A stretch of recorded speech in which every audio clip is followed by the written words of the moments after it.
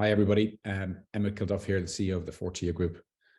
Welcome to this month's webinar, where we have 5 guests talking about their e-commerce exits. Let's get started. So before we jump in, I want to thank 2 of our sponsors. Mark Rosenberg, who's a partner with Tarter, Krinsky, and Drogin, works with a lot of brands and aggregators. If you're interested in speaking with Mark, please ping him direct or reach out via one of the team here at the Fortia Group. We also work closely with the Titan Network, the leading mastermind network for Amazon FBA brands. Dan is a co-founder. If you'd like to speak to Dan, please email him at dan@titannetwork.com, or again, reach out to one of the team here at the Fortia Group. So today, I just want to give a short introduction and discuss some other events that we have run and will be running.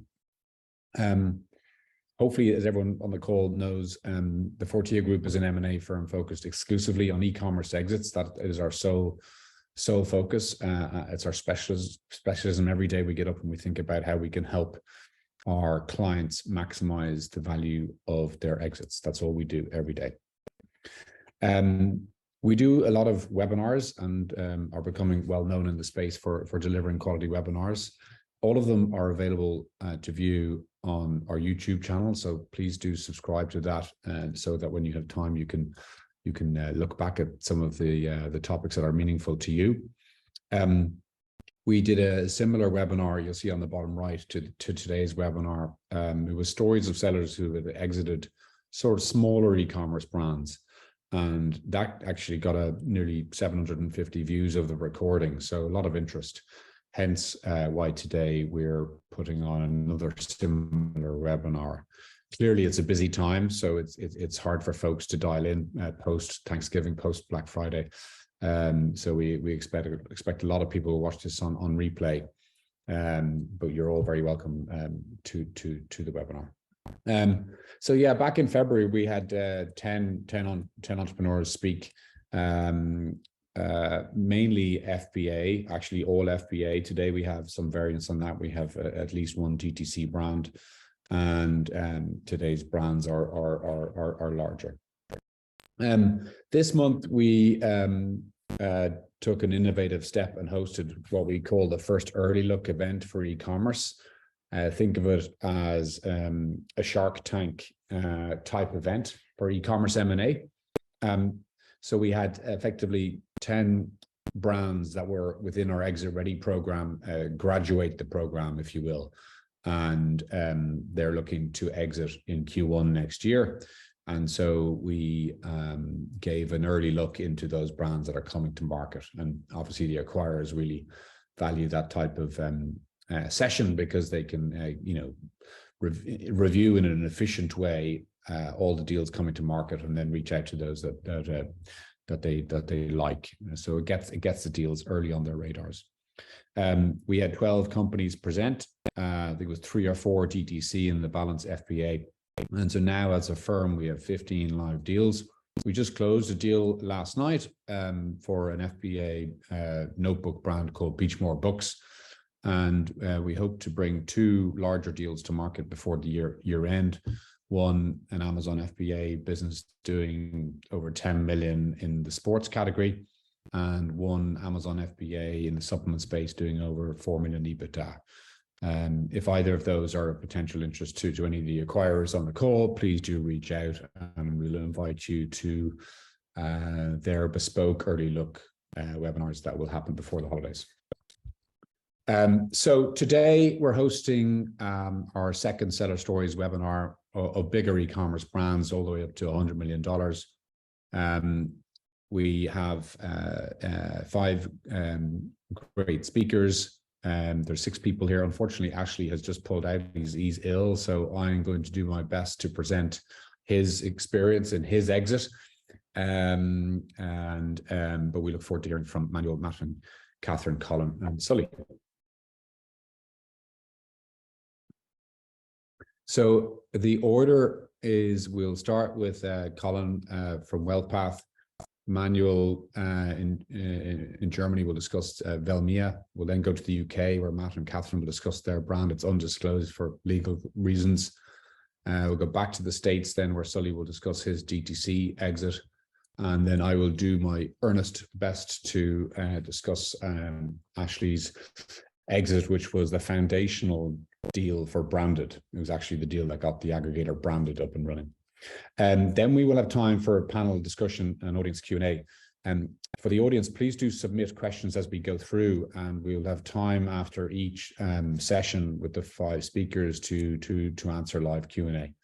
And then just housekeeping, please submit questions via the Q&A tab on Zoom, not via the chat tab. It's very difficult to manage if it's all via the chat. So let's get started. So first up, I'd like to welcome Colin Darretta to the floor. Colin, great to see you. Welcome to today's webinar, and please introduce yourself. Thanks, Emmett. Thanks for having me. So my background was originally a finance guy prior to going into the world of entrepreneurship. Started my career at Goldman Sachs and subsequent to that on the buy side at a hedge fund, but really doing private equity type stuff. Launched WellPath, which was a supplement company in 2015, originally premised as a D2C business and ultimately pivoted into Amazon kind of when the getting was good, and really ultimately scaled a business that ended up becoming 90+% Amazon revenue, maybe 95% plus. But through the learnings that we made there, we ultimately went and built a number of other businesses, including another CPG business, which I'll talk about in a moment as it relates to kind of learnings from the process that we had here. And I'm now CEO of the venture studio that effectively owns a majority stake in the other businesses as well. Could we move to, sorry, go ahead, Emmett. A question, did looking back, did your experience, your Wall Street experience at Goldman Sachs and the private equity firm, did that help you as a DTC Amazon entrepreneur, or? Sure. I mean, undoubtedly to a degree, right? I think, you know, I really admire all the entrepreneurs who undertake building a business without a basic, you know, financial background. I think that has to make it infinitely harder if you don't know how to build a financial model and start thinking about unit economics and that sort of stuff from day one. And I think that's, for that reason, a lot of companies have a hard time retrofitting a good business model onto a good idea because they get too far down the path.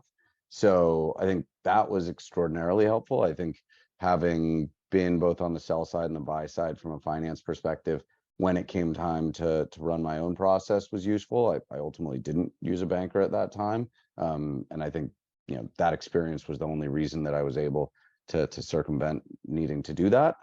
Still meant a lot of work. That being said, obviously, most founders whom I know didn't come out of the finance world and have kind of figured their way about it, right? And they just have to figure means of compensating for the fact that they don't have a strong finance background and you know, kind of build that into their planning from day zero if they're going to be really effective. Mm-hmm. Thank you. You bet. So I talked through a little bit of this stuff just now. Launched in 15, we exited in September of 21. We sold to an aggregator, Boosted. I know some of whom are on this call or will be listening later. We received a few, I put 3 here. I mean, 3 LOIs that we took really seriously.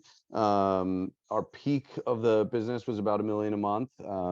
It came down somewhat after that, as you know, kind of the COVID bump wore off. And our EBITDA margins were roughly 20%. And as I reckon that everyone here probably knows, you know, when you want to grow faster and launch new SKUs, you can kind of basically give up on EBITDA and just reinvest that capital into unprofitable SKU launches in the hope that those ultimately become profitable SKUs. And then, you know, as you're preparing for exit, you probably slow down new product launches to start optimizing around your EBITDA margin. So I think you can flex that a lot, but that's kind of what a steady state EBITDA margin for the business should be. How many SKUs did you have at exit, Colin? Ooh, that's a good question. my guess, and I'll get this wrong, but was around 10. We never, and you know, a lot of our competitors kind of launch a SKU anywhere they think they can, you know, wring out another $100,000 or $200,000 of top line. That always strikes me as a lot of effort and a lot of operational complexity that you start building into the business for relatively little return. Our thesis, and this is probably, we've only become further convinced of this with our other businesses, is that you really shouldn't launch a SKU unless you think that at a minimum it can represent, you know, call it somewhere between 1 to 3 million of top line, because otherwise it's just too much work and complexity. It's worth noting, you know, we ran super lean, though I suspect other Amazon sellers would say the same, wherein we really had a team that was comprised of only a few people who were dedicated to the brand, if not less, because we had a lot of people operating out of the venture studio itself who were working on multiple brands. In the case of Finn, the other business that we've now scaled to, call it low 8 figures, basically just crossing into that 8-figure threshold. It's about 2 years old. We have 6 SKUs and it's a 6-person team, but we're only about, you know, we're less than half our business is Amazon. So there, not only is it SKUs, but there's just a lot more operational complexity when you start dealing with a bunch of different wholesalers and D2C and so on and so forth, which even further necessitates being really intentional about the SKUs that you launch. Yeah. And what was the difference between your EBITDA margin on DTC versus FBA? So we had almost no D2C in the case of WellPath, but I can at least speak to our experience with Finn, which is, you know, our current brand that we still own.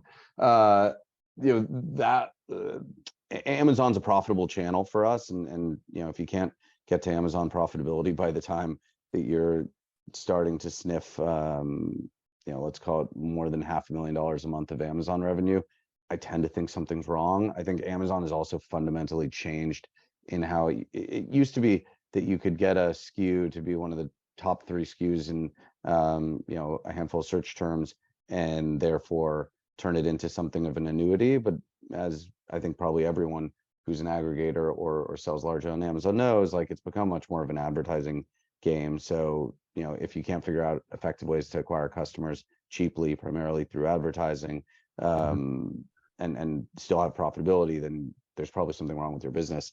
On the other hand, D2C, you know, particularly for lower AOV products like ours, you know, it's hard to get your CAC below $30 is our experience.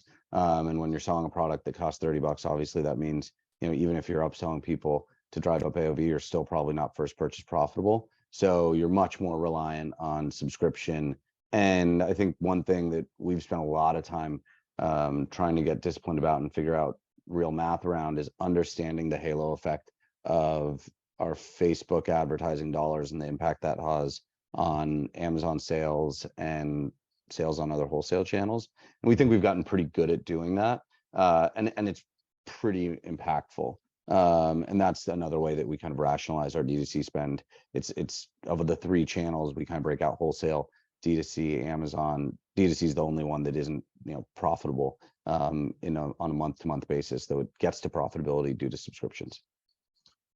Interesting. Well, it was great to see. I think back in 2021, you got to 68th place in the Inc. 5000 list, which must have got you a lot of attention with them, with inbounds, including from Boosted. Yep. Yeah. No, that was a nice recognition for sure. Yeah. I think we can jump to the next slide, unless you have another question, Emmett. No, go for it. Yeah. Go ahead. So maybe just take a step back and double click on explaining to the audience that you've got an incubator or a house of brands innovation department. Yep, you bet. So I think, as I alluded to prior, as we were building WellPath, 2 things happened. The first of which is we realized some of the e-commerce practices we were doing, we could probably go deploy in building another business. The second of which was we started building software to better enable ourselves to continue building WellPath and other brands successfully. So we ultimately have we launched 2 other software companies and 2 more e-com CPG businesses. The first of the CPG businesses that we launched, it was a company called Finn, which is dog supplements, so not a huge departure from what we already did with WellPath. And as I mentioned, that business, I think this month will cross into that 8-figure threshold in terms of run rate. So, I think the process that we had in both building WellPath and equally importantly in selling WellPath has really informed certain decisions that we've made as we think about how we want to position Finn to optimize for valuation, to optimize for business stability, and optimize for a future exit. I think, as everyone here knows and will acknowledge, the aggregators pay much less on an EBITDA multiple than a strategic, and probably most financial sponsors who think that they can ultimately sell an asset to a strategic will pay somewhere in between the two. And so to that end, when we think about who our desired exit partner is, of course, a strategic's great, but you need to get to a certain amount of scale to successfully exit to one. And usually we think of that as north of, at a minimum, north of 50 of top line, but sometimes meaningfully above that. But you can start to have middle market private equity firms take serious looks at your business. We think, somewhere in that 25 to 50 range. And there's other things that we then need to do alongside just getting to that size. And I've mentioned a handful of them here to make sure that the potential sponsors who would buy us in a few years when we're ultimately ready to sell Finn will pay that sort of premium multiple that's been reflected in where some of the other businesses in our space have traded. The first of which we really focus on is not allowing Amazon to represent more than 50% of our revenue.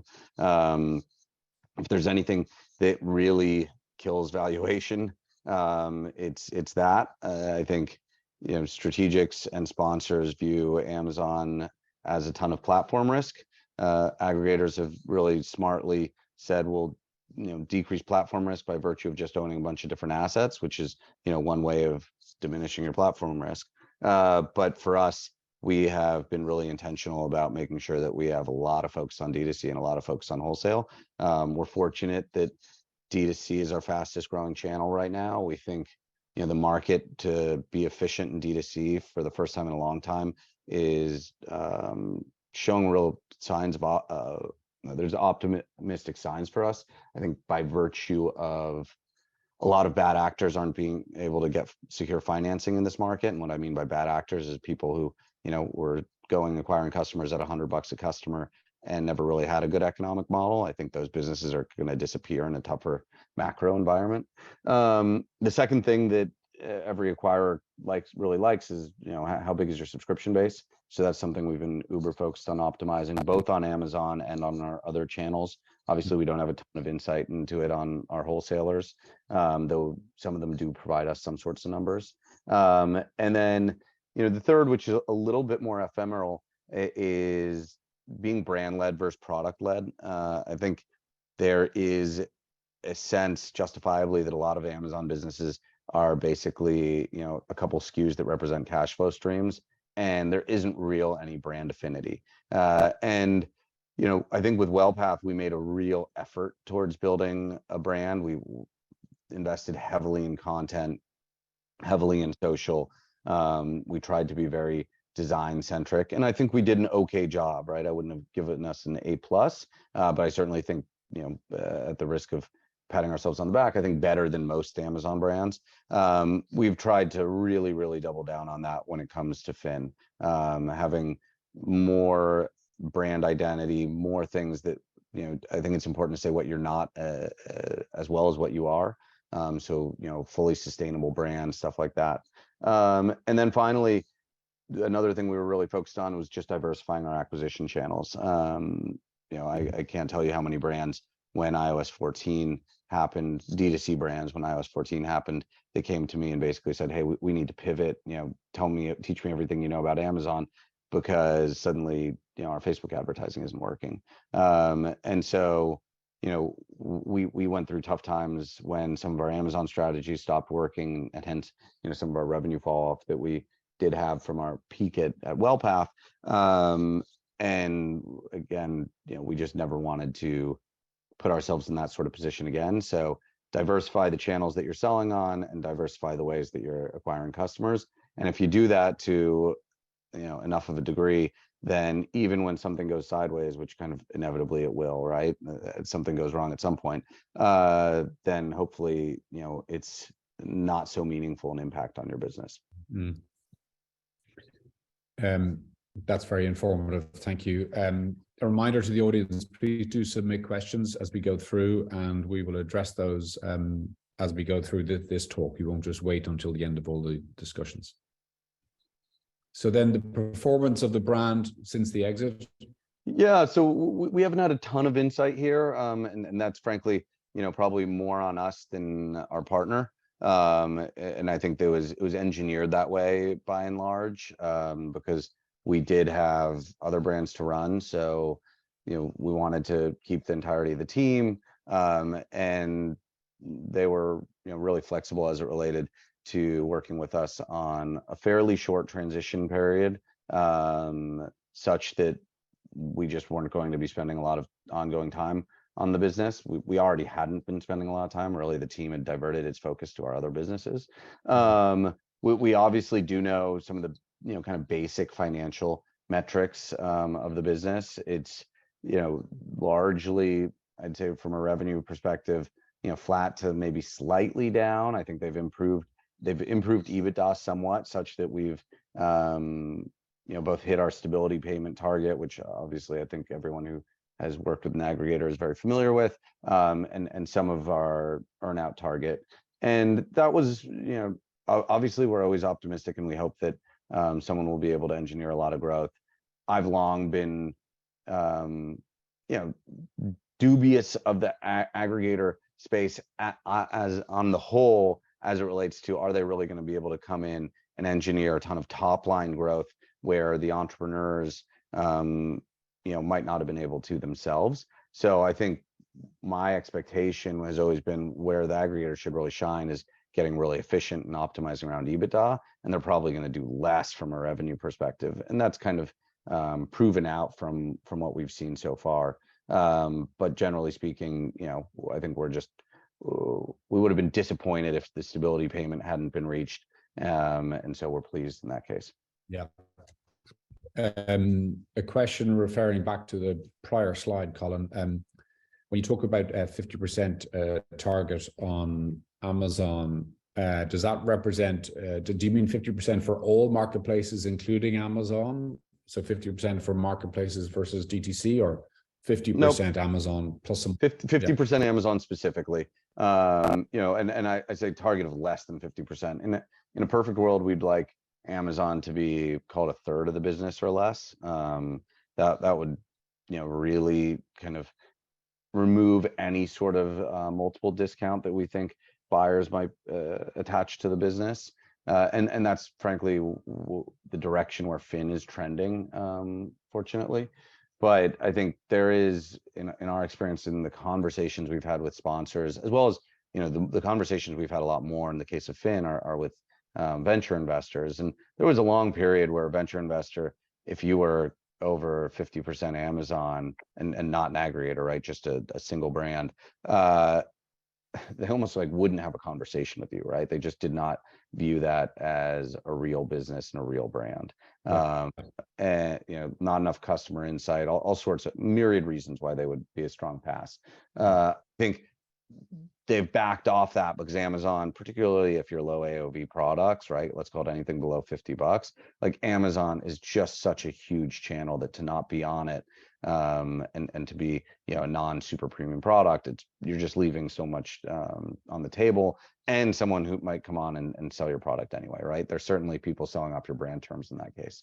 So I think it's okay to be on Amazon, but people don't want to feel like there's reliance for Amazon if you're trying to optimize for a bigger exit to someone who will pay a premium multiple. So we asked you for your top 3 pieces of advice for sellers on the call. Please talk us through these. Sure. And I don't think these are that original, so apologies that they might be redundant relative to what you're gonna hear later. But I think, really being thoughtful about optimizing for valuation, as far out as you can, not when you're about to run a process. By then it's obviously too late. I think, to provide some color to that, for instance, we've heard that a lot of people care about owning formulas, in the case of supplement companies. If you're trying to own your formula from your manufacturer, when you're going through a sale, unless you're just gifted with a manufacturer who's a really kind counterparty, it's going to be hard to engineer at that point. But if you're doing it when you're actually negotiating your initial manufacturing agreements with your co-mans, it becomes, many orders of magnitude easier. So it's things like that where that buyers are ultimately going to care. I think what can be really helpful is for particularly for people who haven't spent time in the finance world, is relationships with parties like Fortia, other bankers, or if you know someone who's on the buy side, and starting to have these conversations very early, not highly specific, but just saying, hey, what are people going to care about? What are the things that I'm not thinking about beyond just the basic numbers that I should be making sure I'm preparing for at this point? Obviously, Emmett, you guys have built a program that specifically deals with a lot of that, which is great. I think secondarily, being really realistic with your valuation expectations. And that's another one that, having people who do this day in, day out can really speak to and help you understand, where the breakpoints are, because they're significant, right? I think, aggregators paying between 3 and 6 times EBITDA versus a sponsor who will pay between 7 and 12 times EBITDA versus a strategic who's paying 13 to 20 times EBITDA, right? I mean, they're just huge deltas depending on if you're building an asset that is better suited for one or the other. And that dovetails with the first, right? Like, you can do things to make sure that your business is going to attract people who will pay a bigger premium for it. Those things are generally harder to do, right? It necessitates building a really strong brand and more channels and all the stuff that we just talked about, but it pays for itself many years over if we're successful. And then, what really wraps it all up is the third one of just, optimizing for metrics is something I think most buyers will ultimately see through. And I really can think of many examples of this from, my past life on the buy side, where you can tell pretty quickly when someone has just juiced the numbers for the sake of running the process versus when someone has built a really strong enterprise that clearly has the foundation to scale to that next exit, especially if you're trying to attract, sponsors and what have you. So those are kind of my quick 3 that I think, most people should take in mind prior to even starting to think about selling. Great. Thank you. So one more question before we move on. How much valuation or dollars is placed on the brand value versus the cash flow? This brand has a very strong brand value, but maybe not so strong sales numbers right now. I don't think there's necessarily a simple formula for it, unfortunately, right? I think it's a multiple expansion, right? So maybe a business that has no brand equity, but just good cash flow and reliable cash flow, and let's say you're an Amazon business, right? Maybe that sells for 3.5, 4 times EBITDA, but then you've figured out a way to build real brand equity. You have a big email list. Maybe you have a content site that gets hundreds of thousands of views a month, whatever else it might be that really shows that there's real brand here and brand equity. Maybe that creates another half turn or turn of value for you. And if your business is making up numbers, right? But if your business is doing a couple $1 million of EBITDA, that could be worth $1 million, $2 million. So it's never going to be more important than the actual metrics, but it can be really meaningful when you think about the sort of multiple expansion it can create. Colin, thank you so much. Look forward to chatting to you again on the panel in a little bit. You bet. My pleasure. Thanks, Emmett. Cheers. So now we'll move from stateside to across the Atlantic to Germany. Manuel Meyer, the founder of Velmia. Welcome. How are you? Hi, good afternoon. How you doing? Doing well, thank you. Please introduce yourself, Manuel. Yes, I'm Manuel Meyer. I'm 24 years old from Germany. I've been living in Cyprus for 3 years, and I'm the founder and previous owner of Velmia, a brand for bicycle accessories and parts. What led you to launch the brand? I did an apprenticeship as an industrial clerk, and I got very unhappy with my job back then. And one day on my way back home from the work, I told myself, Manuel, you need to find a job you really like and you really want to do. Otherwise, you will have a huge problem in life because you will spend way more time with your colleagues at work than with your family and friends. And that's what made me started it. Very good. So yeah, let's look at the some of the hard facts. Yes. So as I told you, I founded the business, and it was back in June 2017, next to my job and later then my technical diploma I did. And until today, the business Velmia is selling bicycle accessories and parts, and mainly on Amazon. And last year we did a net revenue of 7 million. And when I say net, it is after VAT discounts and returns. So gross revenue around 9 million. And my exit took me almost 9 months, so quite a long time. And this was from the beginning of July last year until end of March this year. And I sold the business to the Spanish FBA aggregator Java from Barcelona. And yeah, when I sold the business, I was 23 years old and I was the 100% shareholder of it. And I did an asset deal with my companies in Cyprus and the United States. So let me explain this here. For the European business, I used a company in Cyprus, and for the North America business, I used an LLC in Delaware.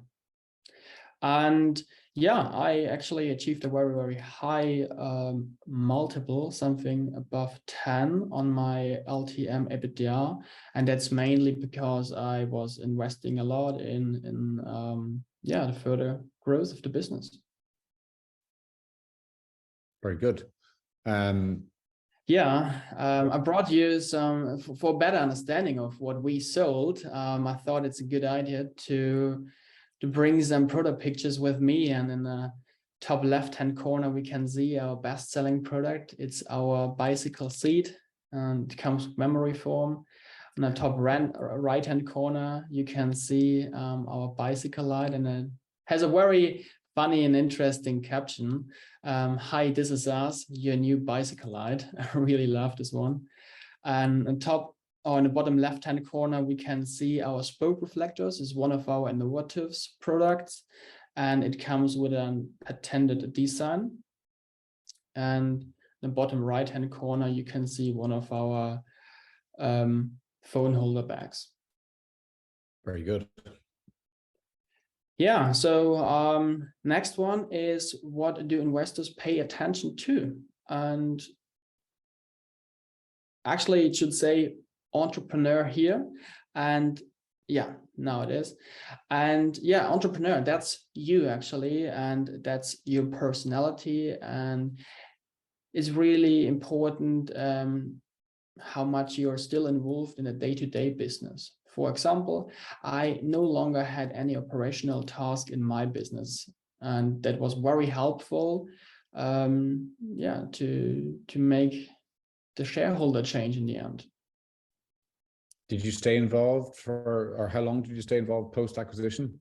Yeah, I had an advisor agreement for 2 months, but they only needed me for 8 hours. And actually, I see this as something very positive, because that showed me how yeah, how good the business was managed by my employees, because Java took over my management team, my top 5 leaders, from sales department, purchasing department, marketing department, customer service department, and R&D. So, and yeah, and actually these 5 people were running the business. And how many people did you have in total? In headcount 15 and FTEs 10. So actually the business was, for its revenue, maybe a bit overstaffed, but that was mainly due to the strong further growth plans we had. Okay, understood. Financials and KPIs, so revenue, profit, margin, ROI, return on investment, takers, total acquisition cost of sale, CRR, which is customer retention rate, and the subscription Colin mentioned before, synergy effects, and potential savings. So, and I marked the margin, takers, and CRR in bold, as I think these are very important ones, especially takers, as Colin also mentioned. Especially Amazon gets a more and more advertising game. So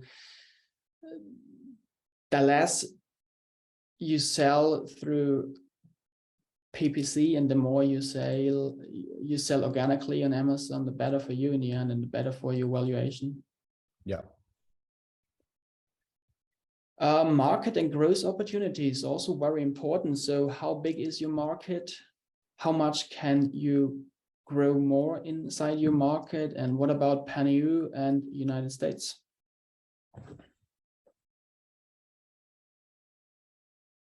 Next one is very important as well, differentiation. How strong is your moat? How strong is your brand really? And are there any IPs in place? And this is something what really changed during the last 5 years. When I started back in 2017, a different color, a different price, a better product picture, product description, whatever, was a differentiation. It's no longer a strong differentiation nowadays. So make sure that you have a strong differentiation and that you really have a brand and not just a good selling product. And if you can, make sure to have IPs like Velmia had. It just strengthens your moat a lot. Did having a patent help attract more buyers? And for those that were interested, did it help them want to bid higher? Can you say again? Well, first question is, did the fact that you have a patent, did it attract more buyers to your business? I would say that for sure, but it depends. I mean, if in the end it should be like this, otherwise it doesn't make sense to have. If you have a strong patent, then it does, yeah. And in the end, it increases your business valuation as well. Yeah. Okay. Great. And number 5. It's diversification. That's also actually the same what Colin already said. Are your revenues split across multiple streams, products, and sales channels? Velmia actually was very lean when it comes to its different product variants. In total, when I left the business, we had 18 different product variations. It's not much, but every variation made a lot of revenue. And also the business where we did 35% of our profits in North America. So it was diversified between its products and its sales channels inside Amazon. And for me, as the previous owner, it was strong diversification, or it was good enough at least. So your top tips for sellers? as well as Colin already mentioned, prepare for your exit and make sure the company is saleable. And when I say saleable, I mean all the things I mentioned in the previous slide. Understood. And yeah, if you can start 1 or 2 years ahead. Work with an M&A consultant or broker. Yeah, they cost you a lot, but they bring you back significantly more. So it's always very good to work with them, especially if it's your first exit. Agreed.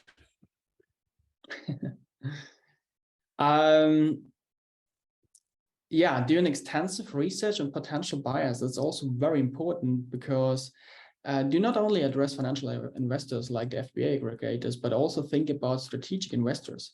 In my case, this could have been the big bicycle manufacturers like Canyon or Cube from Germany. Why shouldn't they be interested in such a brand as Velmia? Yeah, I think it's an important point, and Colin called them sponsors. Sometimes they're called private equity firms interchangeably, but they own, while some of their big investments, their platform investments might be much bigger. They do like to have back bolt-ons for their portfolio companies, and so a lot of Amazon businesses are relevant even if they're 3 or 5 million in size as bolt-ons. Yeah. So, sorry, go ahead. Yeah, and in the end, what we shouldn't forget is that next to the profit and the revenue, what they buy is they buy huge knowledge, because Velmia in the end has a huge knowledge and network inside the Amazon sphere, and that's also very attractive. And just going back to point 2, how did you go about attracting buyers, Manuel? How did I attract buyers? Yeah, did the ABBA come to you, or did you run a process? No, they all came to me actually. It was funny because I mean, and when last year 2021, like I got almost every week an email from aggregators, and so in the end it was an easy game for me, to be honest. I had a strong position. Well, you chose a good firm. We like team. Yeah. They're great. I'm so happy with them, and even now we have a really good relationship. I visited them in Barcelona, and great people. Good. Number 4. Have a good equity story, also very important. And you should have it to get a potential investor excited about the company, and that's especially from Q3 or even second quarter onwards, because I mean we all know that we are currently in very difficult economic situation, and with the high inflation, with the maybe upcoming recession and the increase in interests, investors now have different opportunities to invest their money. So it's way more difficult to sell now and compared to last year or beginning of this year. And you better have a really good equity story then. Yeah, and we see a lot of entrepreneurs don't put enough time into thinking about articulating the growth opportunities. You do need to make excited buyer about the growth avenues so that it's a win-win type of deal. There's definitely more work to be done there. Yeah, definitely. And then finally, as Colin said as well, take enough time and have patience. Discussions with potential investors take a lot of time, so be prepared. I'm a really impatient person, but I needed to learn during the process that it takes a lot of time. Well, congratulations on a super exit. I see that you're now you're taking a career break, and I was intrigued on your LinkedIn. You said one of the things you're doing lots of things by the looks of it, but one of the things it said you're taking body language classes. Can you please explain succinctly what you mean? Yeah. It was a part of my mental training I have every second month, and The course was about gestures, mimic, and body language, and it's very helpful, especially for a leader or an entrepreneur to understand what the different gestures of a person means. And for example, if you're in a one-on-one with an employee and he crosses his legs or arms or can identify whether he's lying or not, and you cannot always rely on it, but it can be really helpful, definitely. And that's why I'm learning it. Interesting. Very good. Well, enjoy your well-earned rest post exit. Thank you very much. Thanks for having me. Thank you for joining in. Yep. Thank you. Thank you. Great. So we're going to move from Germany across to the UK. Welcome Matt and Katherine to the floor. Thank you, Emmett. Good to see you. Nice to How are you both doing? be here. You well? We are living the dream, thanks, Emmett, on a sunny November day. Very good. Please introduce yourselves. Sure. You want to go first, Tom? Well, we are Katherine and Matt Phipps. We are very pleased that you have us today. We are probably the newest in the roster that you have today to the e-com world, yet we managed to have our exit already. And me personally, I'm a clinical psychologist, military wife, following this man around the world for almost 10 years, upon which time we came across the e-commerce world, which I was happy to jump on board. And Matt? Yeah. So I was in the Royal Air Force, 2018, looking for something else to do at the end of my 21-year career, and listening to lots of podcasts in the car, and I stumbled upon an Amazon FBA podcast. Came home and, as Kata said, pitched it to her, and she jumped on board. Not only did she jump on board, but she stepped up to run the company as well and take the lead. So I could just help out part-time, and Kata could really steer the ship. We were the classic mum and pop getting into the world of e-commerce. Excellent. So I asked Colin, did the background on Wall Street with Goldman Sachs help his experience in e-commerce? Question to you: 22 years in the Royal Air Force, does time in the military help you be a really good e-commerce seller? Yeah, I'm not sure specific e-commerce. I mean, it's very different in the military. There's no discussion of profit at any point in my 22 years, or revenue or finances. I never moved in those circles. So everything was just operations all the time. But that operational experience and the discipline you learn working in a team and building things up has really helped me stay accountable, stay focused and productive. But I think really Kata's background probably more lent into the kids niche that we went into as a clinical psychologist. So she had a really good insight into that. And both of us as parents were kind of qualified to move into that world as well. Excellent. Well, let's jump in. Please tell us more about the actual exit. Yeah, for sure. So, we were acquired by Thrasio in 2021. Sorry for the generic image and everything. I'd love to sing and dance about the brand, but we're still, like you said at the start, legally bound, not to go into too many details about it, but we've got lots to share nonetheless.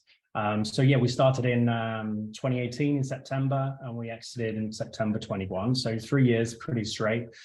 We were in the children's gifts niche, which logically worked for us. We had a daughter who was 9 years old at the time. So as I mentioned, that gave us our good qualification. So we moved in the right circles.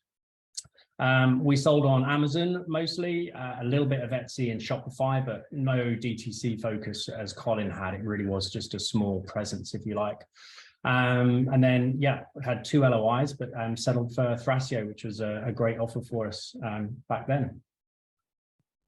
And looking back, the children's gifts category, is that a competitive category? Would you launch in that again if you were to do another brand? Yes, I personally would. Yes, I think we both would. We both would too. It's a really good opportunity. The gift market, we'll talk quite a bit about differentiation. It will come up, I imagine, in every presentation today. It gives you a great space to differentiate. The sort of keywords you're looking for in Amazon to rank for generic gift words can be hard to rank for, but also it gives you a nice spread of options for a customer. So instead of coming to a page with, 50 garlic presses on it, you're getting 50 different gift offerings. Yep. So if you have one of the best gift offerings and get into that top 10, get the reviews to back you up and the support, you can do really well. So it's a slightly different strategy, but the gift space is amazing for Amazon FBA sellers. Definitely competitive, but I still believe that there is space for everyone that knows what they're doing in the marketplace for sure. Understood. So we asked you specifically, looking back, what would you do differently to increase valuation? Please take us through your thoughts. Well, we had such a rapid growth that it was really, really hard to, and mind you, not having that background that you were just mentioning, was sort of learning all trades at the same time. So we didn't really have much time to think about this while we were growing. We were always catching up with the next thing. We were fortunate enough to have great demand and have got a lot of things right. However, if we were to start again, we probably understand how important it is to grow the brand vision, as it was mentioned before as well, a much rapid rate, perhaps, because we knew we were onto something really big, and our issue was always funding, right? We were in that awkward space where we were UK people living in the US with a US entity, therefore we weren't truly capable of accessing funding from either country. We were in the middle of nowhere. It was very much down to what we believed to be the accurate forecast we had for a company. So there were a lot of high risk movements we had and decisions we had to make quite early on in the game. And so if we were to do it again, which we are already, by the way, but what we're doing differently is that we're putting a lot of effort and capital behind launching products a lot quicker to attain that same level of growth in a more rapid time frame. I can remember having £60,000 on credit cards, Emmett, in the first, after 6 months into the business, and we were still learning what we were doing. And Kata was just like, yeah, it's fine, just go with it. And I'm like, I was that person, yeah. Right. At some point, we actually had to make a decision on restocking a SKU on day 2 upon launching. Yeah. So we were like really having to do the work up front. Yeah. And definitely, that's where point 2 comes into play, which is, hire more talent to grow the team a little bit quicker as well, because we weren't quite sure. We didn't even know what we needed, to be honest. Without having that background, we weren't really sure if we could even afford the time to train the people that we needed to support that, or what were these people called, or where do you go about finding them. So it was very much trying to prioritize really, rapidly and making executive decisions that luckily went well. But again, we probably will establish a team, which we were lucky enough to keep after we sold the first brand a lot sooner, and we'll recommend everyone to do the same. It doesn't need to be big, but it needs to be efficient. And to be honest, as early as possible is what I always recommend, because it's cheaper and you get to grow alongside them. And other than that, I will say the number 3 advice that we have for all of you, well, which is probably something that I think can talk about. So for us, like I said, we exited in September last year, which, according to Fortia's graphic, was probably the best time to exit your Amazon FBA business in recent history. So we actually timed it really well, and we had friends helping push us in that direction at that time. And the reason was we were just ready to take money off the table. We had other ideas for a brand, so it made really good sense for us for that. So we didn't really have much time for optimizing and planning. We obviously had never exited before, hadn't really thought much about it at first. Kata wanted to hang on to it as a legacy brand for years as well. But that obviously changed. So what we would have done, and what we're actually going to do with our next brand, is treat that trailing 12 months ahead of our next exit as a runway, and really focus on optimizing the cost of the products, the cost of shipping as much as we can. It's looking healthier now, minimizing all of those costs, and then maximizing profit. So that balance between ad spend and profit is always a headache for Amazon FBA sellers, but really in that last 12 trailing months, we need to really optimize that margin, which is the most important thing as you go through. To increase the valuation for sure, yeah. Especially in today's markets, net margin is king. Go back to point one there. By funding, do you mean revenue-based financing or other types of funding as well? Well, whatever means possible, to be honest. So long the SKU level, we love to work at the SKU level. So if the product has enough margin to be able to absorb, you know, interest from funding or financing, as you say, whether it be by one of the market lenders, bank, whatever is the cheapest way to bring it down to that level, I will take it, basically. So go on, sorry. No, please go ahead. No, I was going to say that in our case, that was always the decision maker. We were offered money that wouldn't have made sense. We would have been trading, you know, revenue. It wasn't really the point, but being very careful and understanding of your numbers allows you to make informed decisions such as, does it even make sense to accept this offer to take on financing in order to continue this brand, to grow this brand? And in our case, luckily, we were always on top of that. So we were able to make fast decisions and see exactly when was a good offer and what was the, you know, missed opportunity cost, as well as, you know, the ranking and all the things that are associated with, you know, having that gap of being out of stock, which obviously is a no-no, especially in the trailing 12 months that we had. But that particularly, that funding precisely was what allowed us to get a much higher valuation than we would have initially have got, because at the time of our sale, we did not have a need to sell the company. We were just literally exploring our options. And I knew exactly the number that we were going to say yes to. We just didn't think we were going to be given that number at the first, you know, social sitting around tables and exploring options. But I will say that the number one thing that actually helped was the ability that we had to forecast and plan our cash flow in that manner. So at the time, very difficult time where sellers weren't capable of bringing inventory fast enough to the marketplace, we already had that sorted. We had it in the US already, and we weren't, you know, affected by the increased stupid prices of shipping in that year and all of that funny thing that happened. So it was very good in that respect. So planning for the win. Very good. And to the second point, is it elsewhere, or where are they, all those folks, located? So there's a bit of a spread now. China, Philippines, America, and we're in the UK. So Costa Rica. Costa Rica, yeah. So global. We're truly global people. Having traveled with the military for 21 years, moved every 2 of them. We don't really have borders. So we'll work with anyone and everyone. Brilliant.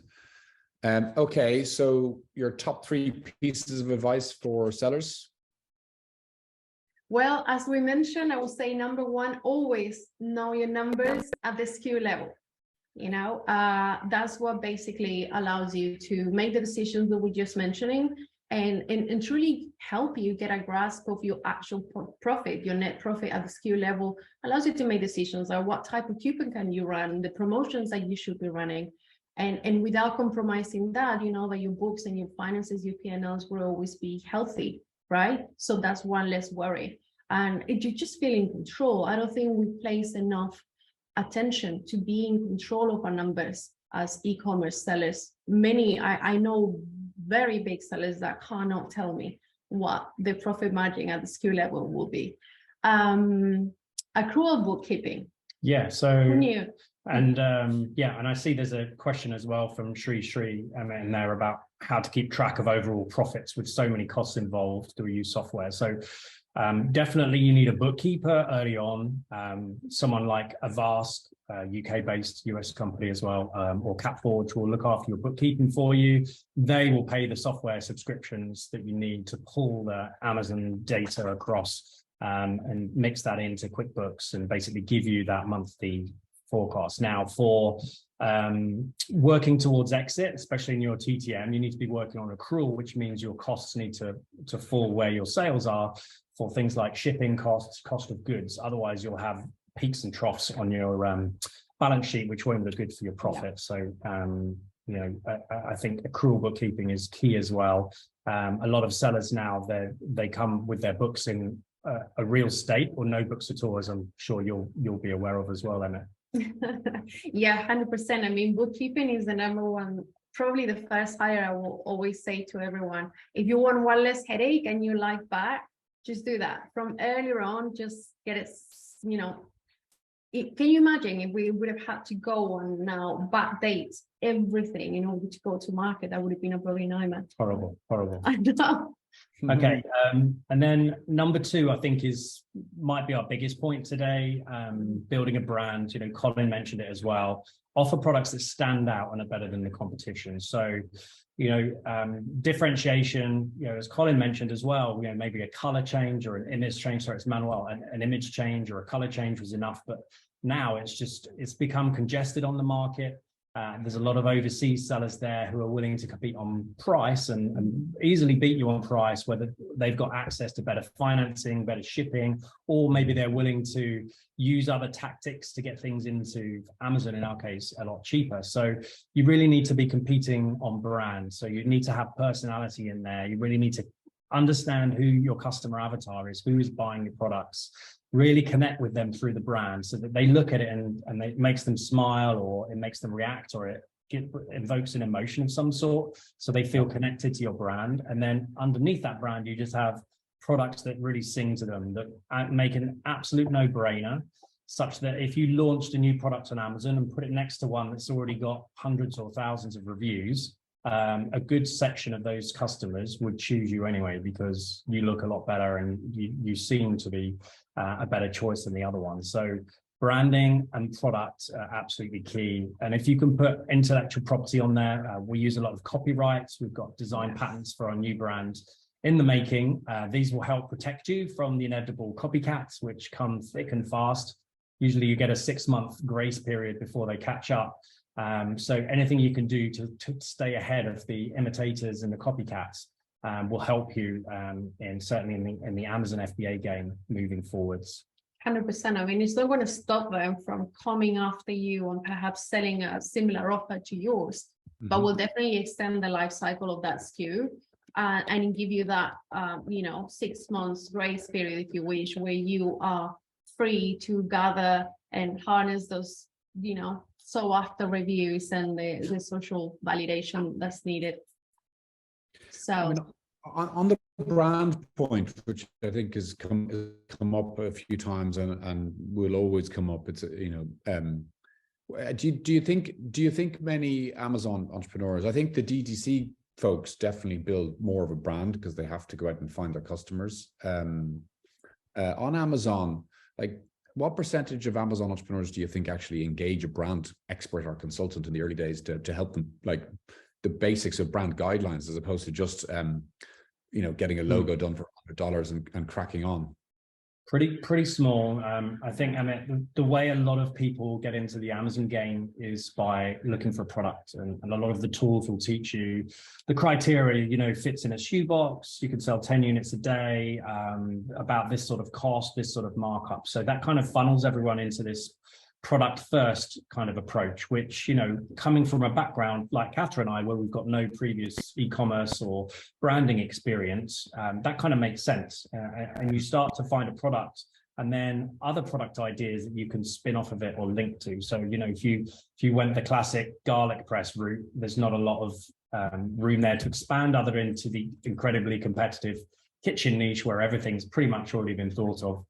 So really, if you find somewhere you can get an entry point into a niche and find a way to expand, after the first 2 or 3 products, then you can start to really think about the brand. But it's hard to do it up front unless you've got that experience, or, like you say, consult with someone, because most people, probably, you know, 98% of Amazon sellers starting out don't have a clue what they're doing and need to get that advice as quickly as possible. And that included us. There's 100%. There's plenty of great brand experts out there, right? They need to maybe be more vocal to this community. And a mentor, please explain here what you would recommend. Yeah, go ahead, Tom. Sorry, I just feel very passionate about this one. So as Matt was saying, you know, I was the one that always said yes to expenses when it came to growing the business, because I was so certain that the avatar that we were serving was being underserved. And I thought, you know what, at the time was very popular to go onto Facebook and get, you know, I have this issue, what have you, and then you will get swamped with freight forwarders requests and soliciting, and just wasn't good enough anymore. And sometimes you just really have a question that could cost you thousands and thousands of dollars, like one day down alone could take away an incredible amount of revenue. So having a mentor, having someone that you can trust to go and ask, hey, how should I go about this? Really speed up the process of growth tremendously. We go in touch with the people that we learn from, literally at the pivotal time of our business, 10 months on, I think it was, where I think most businesses either make or break, which is where you have to make a decision. Are you going to get funding, or are you going to continue to grow this into something huge, or are you going to fold and take your money and, you know, call it a day? And at that time, we literally had no options. And we met the people that, you know, we work with till today and in the Titan network. And actually, you know, we were taught how to deal with supplier negotiation, how to bring them into the picture, and they will fund, you know, social become our partner. And that really was the pivotal time for our company, because without that, we wouldn't have been able to, you know, grow. We didn't have any options. Yeah, so I heard Dan Ashburn speaking in Seller Sessions conference in London, and he chimed with me straight away that what he was saying was exactly what we were trying to achieve and what we were trying to do. So I made a beeline for him after the conference, and we quickly found out that we were both in the RAF, which kind of made sense for us straight away. And then Dan just said, hey, we've started this thing called the Titan Network. And, you know, again, pitched it to Katherine, and she was straight into there. And then, yeah, we joined Titan, and, you know, effectively that mentorship paid us back very quickly as we learned to negotiate terms with our suppliers. And really kind of boosted us from the 7 figures we've got to. And just, you know, we made very few mistakes after that, because we had people who had been ahead of us that had already done the same thing. And that made all the difference for us. I mean, we hit the 7-figure mark at the 11th month after we launched. So you need to think that at this time, every day for us was a day where decisions needed to be made. So it was really chaotic, and you needed someone to trust. And at the end of the day, then you without realizing, you start, you know, just taking yourself almost withdrawn from society altogether, and then you just in your thoughts and your computer, and without those people that speak your language and can guide you in the right direction because they've been there, done it, how do you even know which way to go? There are too many options. Yeah, I mean, I totally agree with the concept. I think all successful big companies have boards of advisors, a lot of whom, you know, are there to mentor the CEO, CFO. Personally, and a whole different subject, I think should also a board various things from mental health to physical health and things like that.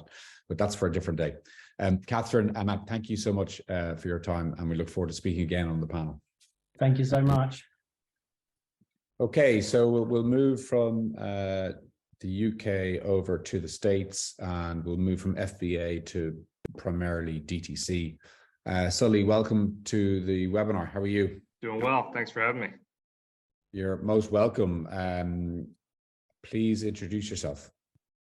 Yeah, so I'm very different than a lot of the panel, so I'll try to bring a different light. So I started Bombtech Golf 2012 with no expectations of making a single dollar. I was attempting to be the world's longest driver, which is like the home run derby of golf. And so I'd go to the drive range, hit balls as hard as I could for hours, and would compete in different events. And during that time, my longest drive was 360 yards, which was actually not that good. Guys were hitting it like 450, out driving me. But I became obsessed with golf again after falling out of love with it for a couple of years. And during that time, I started breaking clubs, and wasn't from my muscles, which I tell people it was, and I just started assembling my own clubs. So I had no money to go to compete in the competition. So I just started assembling clubs. And this is 2012, so a very different time, 10 years ago. And I made the world's worst website. And I don't know why I did it. I really was just bored at my day job. I was in sales and I was doing well there, but I was just bored. So I made a website with literally someone flexing on it with, you know, trying to break their golf club. And then one day I sold something on my boat, and it wasn't a yacht. It was a small boat my wife and I had on Lake Champlain in Vermont. And that was the first epiphany of like, wow, holy shit, I just sold something. Let's do more of that. How can I sell something when I'm not in front of my computer? And I think the sale was to someone in Ireland. I think we lost money on it. But it was proof of concept. So from there, you know, I sold a couple of things. It was way before like Facebook even had video, even before the selfie. So not to date myself, this is a long time ago. And I had the idea of designing my own golf driver. And I was actually having beers with a buddy from college, a frat brother of mine. I was like, dude, I want to design something. And he was like, well, you're not that smart. And he wasn't wrong. And so he's like, why don't you call the college where we went, University of Vermont, 10 minutes from our house, and where I went to college. It took me 5 years to graduate. And he said, why don't you call them up and see if they'll design a driver with you? And I said, sure. So I called them up, and little did I know they have an engineering program every year you can apply to. So I applied and I got accepted. There was like 50 other companies, and I worked with 4 students for a year and designed a golf driver. During that process, this was just, I was doing stuff for fun and just kind of following the traction to see where things were going. And this is 2012, 13. So Facebook was very different than it is now. So I was just documenting my story on Facebook, asking, you know, people that were following me basic questions like, hey, what clubs do you play now? You know, what colors do you like? I'm thinking about designing this. And just literally said, hey, I'm going up to campus to design the club. What do you want to see? And just start engaging with my audience. Yeah. And that was an accidental thing that just, you know, made me an accidental celebrity, and also built a following that felt like they built the brand with me. So during that time, you know, when we actually designed the product, I had cashed in my 401k and said, I'm going to make a bunch of golf clubs and see if we sell any. And so I cashed it in, made 50 units. And because I documented on Facebook early days and had that small audience, I sold all 50. I think we did 10K that day with really no ads, nothing, just documenting on Facebook. And then from there, you know, I was still working a day job. This is 2013 now. And, you know, it's a side hustle. It's doing like 14, 15K a month, very small numbers, all organic, no ads. And then it's the week before Thanksgiving. And I find out my wife is pregnant. And I go into work and my boss says, come with me. I said, what's up, boss? And he goes, today's your last day and your last paycheck's last week. Oh, crikey. So I said, all right, let me get some water so I don't knock you out. So I went and got water, calmed down, and I negotiated severance and came home early from work. And my wife was like, well, what are you doing home early? I was like, I got fired at the worst time of our life, you know, a kid on the way. And she supported me and said, hey, why don't you take Bombtech full time? So thank you to her for supporting me. And really, that was the hardest year of my life because I went from side hustle, full-time job, you know, accidental e-commerce entrepreneur, just trying to figure it out. And I was still assembling clubs in my basement because I built them all custom, working 20 hours a day, 7 days a week. And that was the year Facebook ads started to become a thing. And we did a video on Facebook. I did in my backyard because I still was hitting it pretty hard.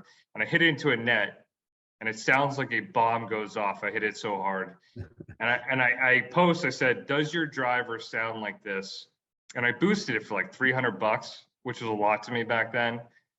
And that video got like 300,000 views, 10,000 comments. And I literally just commented on my BlackBerry until my thumbs were like bleeding.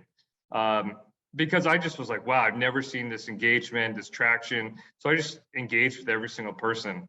And that was kind of my all I did with the whole business is I just kept engaging, having conversations. And then when Facebook ads came out, you know, we were able to scale it up. And that year we did our first 7 figures. And, you know, but I was still working way too much. Business was doing well, went from like 1 million to 4 million to 6 million. And we just almost hit 8 figures. And in doing so, I was still working a lot until I had my second kid. And I made a plan to take 6 weeks off before she was born. And what do you think happened to sales in those 6 weeks? Declined, no engagement. They went up. So I realized at that time I wasn't that important. So that was 2016, 17 area when I started to delegate. And so when I had my second child, I said, wow, you know, I don't have to work in this business as much. And so from that time on, I was able to work 3 to 4 hours a week max, and really had a small team, only 2 in-house employees and siloed experts in each area. And, you know, this is my baby. This is 100% direct consumer. Every single customer we sell is on our own website, you know, through Facebook ads, Google ads. We have our own private Facebook group. And we did that. That was not accidental, but I wanted to own the asset, meaning I wanted to own every email and be able to communicate new products to them. So we're really experts at email. So really when we do, like we did a product launch the other day, did 240K in 24 hours. So we're good at building hype, launching products, and then taking care of customers post-purchase. So anyways, we kept scaling, and, you know, I was able to get the business to a point where it was totally debt-free, making more money than I ever imagined. And I started this as a pure passion play. And I had the thought of selling it a few years ago and wasn't ready. And then 2022, last year, essentially, I said, if I hit a certain number, you know, I'm going to order this much product to be made. If I can hit this number, I'm out. And not because I don't love the business, because it is truly was my first baby and it's my brand, our designs, everything. But because it was just, you know, it was a cash intensive business. So every year we had to slam capital back in to make more product. And I just felt after almost 10 years, the timing just felt right. Golf was hot, golf's still hot, COVID helped. You know, I kind of took it as far as I could, and I wasn't working a lot day to day. So I went for it. And the one thing I did do well during the process is I had documented everything we'd done. We had a bookkeeper that could produce P&Ls, you know, almost instantly. So we were sales ready. So when we closed in February, I mean, I think LOI to close was like sub 42 days or something. And it went well, and I'm still working there. I'm still, I guess, CEO for 2 years. Well, it could keep going. So I'm still doing my same requirements there. And kind of one thing, I know everyone's Amazon. We're actually going on Amazon like next week. So this will be interesting. But yeah, it was a pure passion play, no expectations to sell a single golf club. We've sold over 1 million clubs now. And, you know, life is good. And the only thing that really changed when I sold the company was that when we went to write our first PO, I wasn't sweating because it wasn't my money anymore and I had money in the bank. So yeah, life is good. I do have an agency, Ecom Growers. We do Klaviyo email and SMS marketing, which I actually started 2017 with my first employee at Bombtech.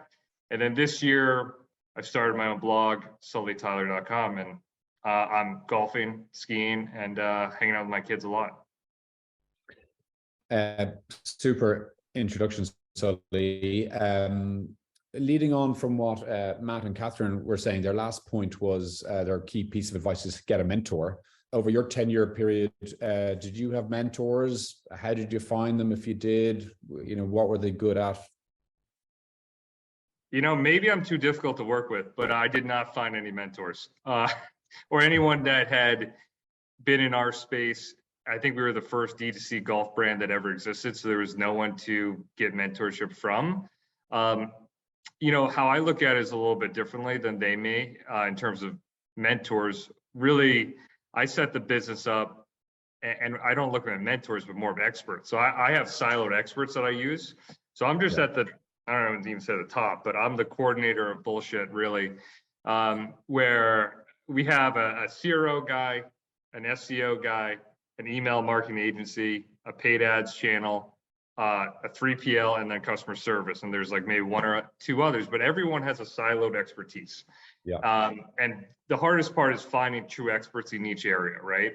So that's one thing that I have a whole process I use to vet experts that we could go on a tangent about. But essentially, I have those experts in those areas. If they're a true expert, I trust them and I let them run.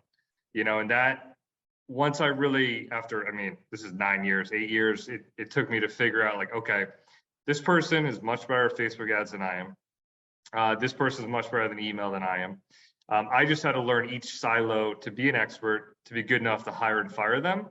And then from there, I trust them to do their job, and I kind of just keep tabs and have KPIs to see how they do. And, I think my expertise is vetting and finding those people. And same with who I found to sell my company. I did a bake-off where we took different, brokers, M&A firms, whoever they are. And I said, listen, you want to sell Bombtech, you got to pitch me. And so I had 4 different companies or bankers put together a pitch deck of how they position the company, what they would sell it for, how they would go about finding buyers, and then I picked them. So really that's kind of how I look at it. And now, I believe in like pure delegating and not being the smartest guy in the room. And that served me well. Excellent. Questions come in. Did you try any wholesale options or retail? A short stint, early days, I attempted to do that. I used to do golf demos where I'd go to physical golf courses and have people try to do retail, but our brand was just too small to really justify it. And really, once we got momentum on D2C, our own website with Facebook and Google, we decided to pass on all the savings to our customers. So we're a no retail, no pros on purpose. So you get more bang for your buck, more value. And also we care more about our customers because we only deal with them directly. So, when a lot of people say they have great customer service and they're wrong, but we really wow customers. So we do thank you videos, thank you voicemails, thank you cards. And literally the only 2 employees I have are in-house customer service, which most people is first thing they outsource. And I do that so that if there's any issue at all, we literally can do everything we can to wow them. And that has served us very well in terms of repeat orders, brand awareness, word of mouth, because we truly care and take care of customers. And that's why we're not like just a product, we're a brand. That's the big difference is that effort that goes in post-purchase.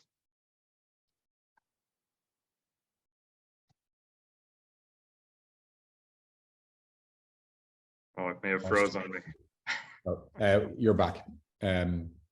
Great. Well, let's move to the advice that you have for others that want to exit.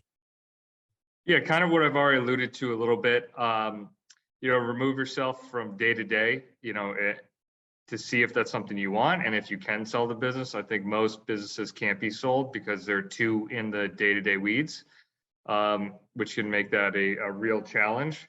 And then, and that really helped me having 2 kids to delegate that. And then, having the ability to pull any financial data quickly.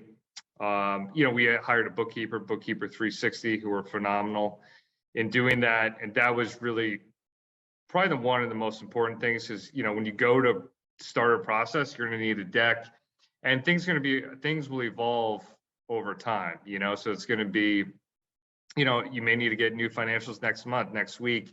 So the ability to do that quickly and not be the bottleneck in that process is vital. And I think this one's a big one. Be realistic about your valuations, not romantic. And for me, because I was so in love, well, not in love, but, this is my brand, this is my baby. I designed the clubs, assembled them myself, did every part of the business. So I wanted some unrealistic valuation that, clearly the market didn't agree with. And that was, it took me longer than I wanted to realize. So, and again, the number I was sold for was life-changing. So I try not to be greedy, but for me, this is a long time coming. I want to make it worth it, but be realistic as well. And when you get 5 different valuations, and and they're about the same, then maybe, you know, we did negotiate pretty well, but be realistic. And then this goes right into the next point, set a like make or break number that you're truly okay with, and like really talk to yourself about this and say, hey, is this number really the number? And if you're cool with that, then go for it. But if you're really not okay with it, then just, it's not time. And then this one I'm still working on, but have a plan after your exit. So, you know, even though it took me about 3 months to disconnect from the day-to-day, like mentally, but really have something else you're working on. So I have the email marketing agency, eCom Growers, which we've got like 35 D2C brands we work with, doing their email and SMS. And then blog, which is something new that I've never really done, pure content play. So just have something to work on, because, you know, it's not like sending a kid to college. I haven't done that yet, but it kind of feels like that a little bit. So have a plan for after you exit, and you know, you can't golf every day. How many days a week do you play golf? I mean, my game's getting worse. I mean, now we're heading into winter, but I was playing, you know, two to four a week, you know, and then now I'll ski about the same, you know, 2 to 4 a week. And, you know, but I need something to work on. So have something that's not, you can't retire. I can't retire at 38. I'm not ready. So. No. Sure, I'm sure plenty of ideas and energy left. Yeah. So then the last slide to finish, lessons learned. Yeah, I mean, I think I wish I celebrated more. I kind of am a cautious, you know, cautious, and I don't know what the other word is with some things, and I just didn't feel like celebrating the sale was important for some reason. We haven't really had a party for it or anything. So I wish I did more of that. I'm not sure why I didn't do that. It just felt odd to do that. And then having a financial advisor of some sort that could just give me some guidance. I mean, I really haven't found someone I love yet, but just there's some investments that I don't think I'm a big fan of, like stocks that I put some money in because that's what everyone says to do. So have a better plan what to do with the money before you get it, or soon after. Don't be rushed to do anything with it. And then, yeah, just during the process, make sure, and I didn't do anything I didn't, but just make sure you fight for the business and are not greedy or unrealistic, but you really fight for what you think is fair. And lastly, what I just said, you can't golf every day and be happy almost every day. But yeah, you gotta have something to work on. And, you know, that's not just about the money. And I think I'm still searching for that a little bit, because Bombtech was such an organic, pure passion play. I just love golf. It was what I was doing. I just documented it with no expectation. So I'm trying to take that same approach and not try to do it for the money first. And I think it will never feel like work, you know, and that's kind of the goal. Is there an opportunity to do a similar business for skis? I have prototypes up here. I made 45 skis, but I don't want to ruin skiing, because for 5 years I ruined golf and I hated it because every time I went on the golf course, I'm making a YouTube video or testing product. And although I have 45 ski prototypes this year, I kind of was like, listen, let's just enjoy skiing, because it took me that like 6 or 7 years to be like, okay, let's just go golfing. And it's funny, people will run into me and be like, oh, you're Bombtech, you're the owner. And I'm like, I'm not that good at golf, even though I own a golf company. So they expect me to shoot par. So I'm like, I'm his brother. I don't know that guy. So I can just enjoy my round, you know. Okay. But Sully, it's a super story. Thank you for speaking, and we look forward to learning more during the panel in a few moments' time. Perfect. Thank you. Okay, so Ashley, as I mentioned at the top of the call, was ill, so couldn't attend today's webinar. So I will do my best to present his slides. First of all, Ashley would call himself on his LinkedIn page a lifelong learner, a biohacker, and an investor. He set up ATV Global way back in 2014. And it effectively has did become a house of brands. There's multiple brands and products under that brand, got to 200 employees. So a very sizable company, sold for $100 million, as you'll see in a moment. He's now chief growth officer at the aggregator Branded, which is focused on beauty and personal care. So let's jump in. There's 3 slides, and then I'll welcome the speakers back to do a short panel. Please keep your questions coming via the Q&A tab, and we'll answer those in a moment. So let's look at the exit. Started in 2014, sold 7 years later. It was very much a portfolio or a house of brands, 20 brands with 350 products across home, kitchen, beauty, personal care, and fitness. Predominantly Amazon, 95% plus Amazon. Very large firm, $100 million LTM revenue at exit. Super net margins, especially given the size, 20% or approximately 20%. It was acquired by Branded, and I think it's probably fair to say that it was the acquisition that announced Branded, or that it was in stealth mode until this acquisition, and it really got Branded going back over a year ago. Rather than selling it all out, 100% exit and an earn-out, the structure was a sale of 51% of the business with additional stake consolidated over time, and actually is still at Branded, as I mentioned, as Chief Growth Officer.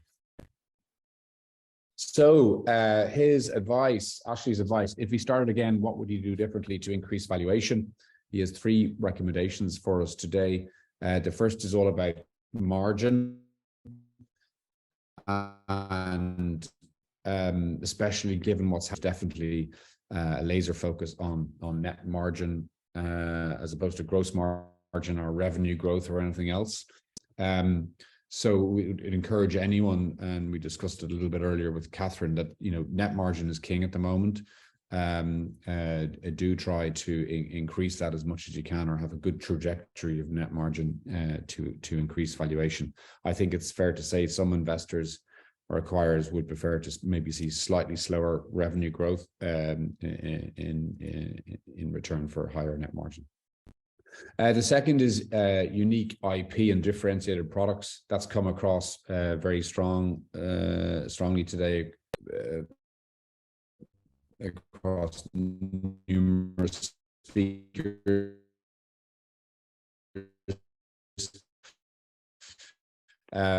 Where possible, get really differentiate the products. There's especially on Amazon, slightly different DTC. There's too many products or generic type Me Too offerings. The third is build a brand with a capital B. I mean, it's no coincidence that most aggregators in their names have the word B, the word brand, I personally feel that entrepreneurs should get a brand consultant or a brand expert early on when they're starting their brand, rather than just building a product or a set of products. Okay, so top pieces of advice from Ashley. Number 1, set realistic growth targets for your business. Manage expectations, overachieve as opposed to keep missing expectations. Take the time to properly prepare your business for an exit. Have a great legal and finance team around you that can speak to the facts and figures. Engage a good advisor.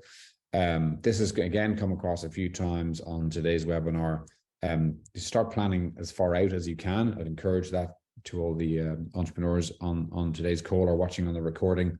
And do hire an advisor or advisors as early as you can as well, to make sure that you become as sellable as possible or as viable as possible. In the end, the best businesses get bought, not sold. So a successful outcome is all about timing. The more preparation you have, the better you can take advantage of that. Obviously Q4 last year or Q1 this year were sort of peak valuations for e-commerce brands. Maybe on the panel in a moment we'll talk about timing, when's the best time to go to market. We would expect that things would have normalized maybe in the last one to two quarters. Stabilized, I should have said. Next year it'll be moderate steps, but hopefully there'll be improvements. It's a shame we couldn't have Ashley there to answer a Q&A, but we will look to have him at a future webinar. So now, if I can please invite the speakers from today's sessions to turn on their cameras again, and we will go to a discussion. We've got just over 20 minutes left, so we'll answer questions from the audience. Please do submit any questions via the Q&A button. So, I mean, maybe to start, let's build on a point we just discussed there, which is timing. Question to the speakers, you know, when's the best time to sell? I think and that's a sort of a loaded question. It's a difficult one to answer in my view, but I'd love to. Yeah, I think the best thing to do is to set out find a goal number for you. So how much do you need to be comfortable for the time of life you're in? So if you're about to retire, it will be your retirement number. If you're younger, it might be a number to live the life you want. So you need to start with your lifestyle. So look at your costs of living, look at the things you may want to acquire, some assets, and you'll want to have some money to invest. So work out what that dream life number is, and then go from there. And once you know where that is, you can then work out your business, maybe pick a multiple, 3, 4, 5x, whatever you want to go for, wherever the market is today, of your EBITDA, and then work out how far you've got to get to reach that number. There could be earlier factors that kind of derail this. Maybe if you get some fatigue from the business, or your heart's not in it quite right, or maybe if you think it's just time to move out of that niche, then maybe earlier. But generally speaking, work out what you need for your life and make your decision based on that. I think Sully, Sully, when the number is there, it's when I will say 2 things. Number 1, when you don't need to, in case it falls through. And number 2, when that number is presented to you. Thank you, Matt and Katherine. Manuel? Yeah, I think so too. Same what they said, and sell when you don't have to sell, in order to have a stronger position in the transaction now. Sully? I think it's more emotional than that. I mean, for me, it was, I've done everything I could in the company. I took it as big as I emotionally, mentally could, and it was sellable. So it was more than just and again, I think I came in with no money expectation. So, you know, it's more like, okay, I've done everything I could. I've hired the right people. This is all I can do. I can run it like this forever, or I'm mentally ready. So, you know, that I think there's a big component of that. If I'm a seller on the call today and I'm saying, you know, guys, the market conditions are quite tough at the moment, you know, we're heading into a recession, or we're in a recession, should I sell now or in Q1? How would you answer that? I don't know. I wasn't in that situation.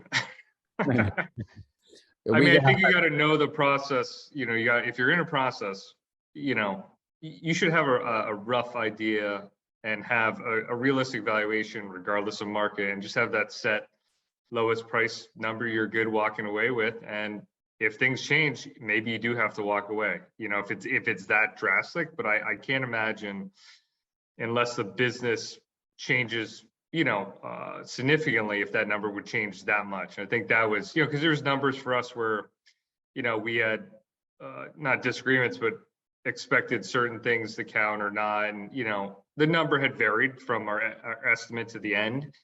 And it was within my realistic number, and a variant of that, you know, higher than what I wanted. But if it went the other way, I think you should be realistic and have enough buffer. So if it's not, you can always pull out. Yeah. Have that set number in your mind, the number you want to achieve, and if you can achieve it, sell it, and if not, you have to continue running the business. Preparation was mentioned a few times across the webinar today. When I worked at Morgan Stanley, people, when they were thinking about exits, started at least 1 year out, if not 2 years out. Every major company starts thinking about an exit way beyond the actual close of a deal. too many e-commerce entrepreneurs think that sometimes, in a matter of weeks or low number of months. How can we get entrepreneurs to start thinking more about planning it, much further in advance? Any thoughts on that?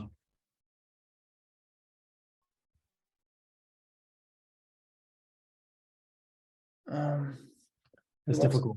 I think certainly in our Amazon FBA world, people are still learning a lot of the time on their runway as we were. So it's hard to get there, but we do try and train people now, start thinking about your numbers, as Katherine said, get the bookkeeping going, start treating it, like a proper business, and have that plan earlier on. So really it's getting people to think about what their end goal is, and then really telling them the path to get there. And then how they can create that wealth event for them, really. So I think it's an education thing early on in the process to help people make the decision. Yeah, I guess you just can't say it again and again, and hope that they'll get it. It's interesting that the people that have sold, most people say it as a key piece of advice, start preparing as early as possible. So it wasn't meant to be a trick question. I think it's going to be a never-ending task for people like the Fortia group and others to try and continue to educate the market. Sully, any thoughts on that one?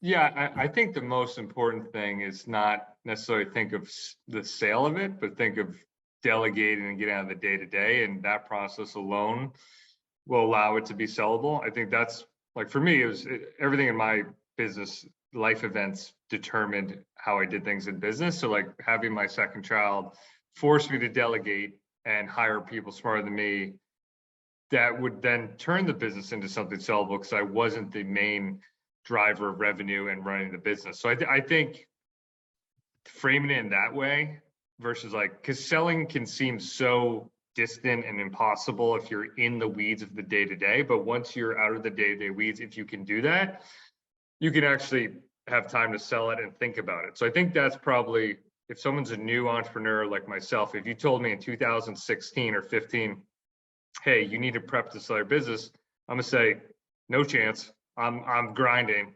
Don't talk to me. But when I was able to delegate after my second child, I'd say, oh, okay, that's something I have bandwidth to think about and do. So I'm a big believer, like both other companies I've delegated 99%, is like delegate first, hire better than you. It doesn't have to be in-house, it doesn't have to add to the P&L. Delegate, outsource, and then if you want, you could sell. So it's more reframing it to get your time back to then, if you want, be in a position to sell or not. Yeah. Emmett, can I just add that I think, much like Sully said, my business is going to be my baby. I could never even just let it go. I was going to grow old with it. But the truth is, the more and more I'm in this game, and I realize that it does come to a point, especially if you do well, that is so cash intensive and is so emotionally demanding that as an entrepreneur, some of the qualities actually tell us already that we are bound to be bored eventually and need fresher, newer ideas or newer brands or niches, etc. And whether that be delegating altogether to a team and be hands-off and start growing something else on the side, I think it will be foolish not to at least entertain the possibility that either be by life or choice that you're going to be pushed onto having to go to market at some point. Yeah. And when you take that money off the table, then you can go at it again, but you have taken the risk away and you have sort of set your family up for the future and start learning other trades, such as investing that money and what you're going to do with it, which is another topic that requires a whole new trade. But you can't be as close as to say, I am never selling, because I made that mistake. I thought I was never going to sell. And then you realize that you need to be prepared. It's not wise not to, even if you don't.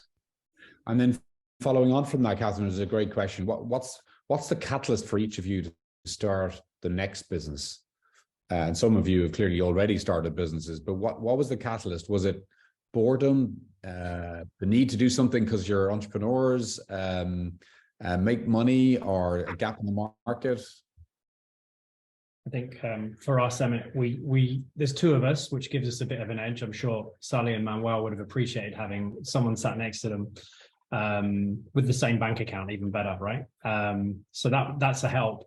So I was able to start our second brand 6 months before the other one, and so we create kind of a brand treadmill so that the staff can stay focused, stay motivated, rather than you have this exit event and then you have these employees you've either got to let go or keep on and pay without any income. So that overlap, I'd strongly recommend. Obviously, with your team that you have, if you can carry them across to the next brand, then hopefully that'll give you some time to take a break, do that financial planning and wealth management that comes with the exit, but then get the second brand going. And I think that's what we would prefer to do, just to keep that momentum going.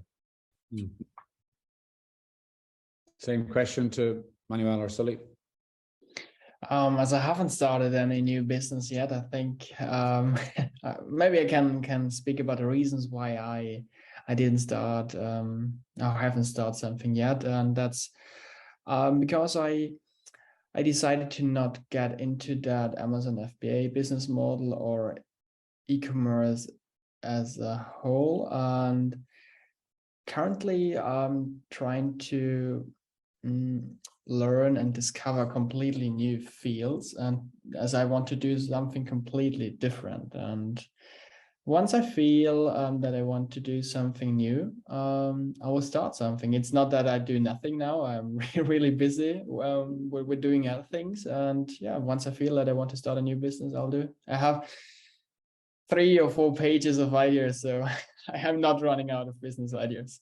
Take your time. Take your time. You are very young. Yes, I am. Keep road ahead of you. Sully, I see you typed an answer, but maybe you can bring it to life. Yeah, I mean, when I think you're 24, Manuel, or 23. I mean, I was still at the bars, living the dream. I don't think I could even fathom selling a business at that age. So good on you. But no, I mean, I started another company in 2017, the email marketing agency. And really, I'm all about just following traction and momentum. And so like we had a bunch of articles come out in that time frame from Entrepreneur, Inc. magazine about Bombtech and case studies from like Klaviyo. And, you know, people were reaching out to me, other D2C brand owners, and saying, hey, you're killing it. Because at that time we were getting like 50% of revenue from email. And I'm like, we are? Good, great. And I'm like, they're like, can you help me? I was like, no, good luck. And really, so we had that little bit of pressure momentum from people wanting to help. And my first employee, Chris, who worked at Bombtech, who was my #1 guy, who literally would do anything and had worked so hard for Bombtech, was like, hey, I'd like to take on that lead flow and try to help them, because he was running my email. I said, dude, I want nothing more in life than you to succeed. So if that makes you happy, why don't you go close some deals, come back and tell me how you did. He went out and closed 3 deals and doubled their revenue in email.